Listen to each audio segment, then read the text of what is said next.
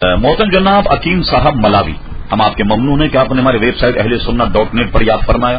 آپ نے پوچھا ایک کرسچن لڑکی اسلام قبول کرنا چاہتی، کیا اسلام میں اس کی اجازت ہے؟ بالکل اجازت ہے. جو لڑکی اسلام قبول کرنا چاہے، کوئی مسلمان سے اگر وہ کہے تو اس کو چاہیے کہ فوراً اسے اسلام قبول کرا دے،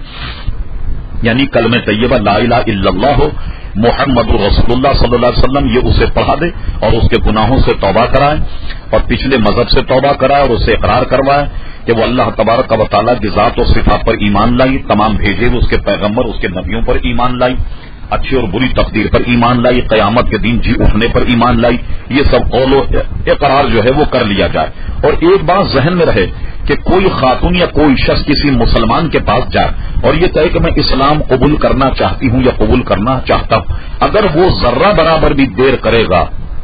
کہ ٹھیک ہے میں ذرا سوچوں گا، آپ کو کسی عالم کے پاس لینا وغیرہ، یہ شخص جو قبول اسلام نہ کرائے یہ اتنا بڑا گناہ ہے کہ یہ خود دائرے اسلام سے خارج ہو جائے گا. اور اس کو بھی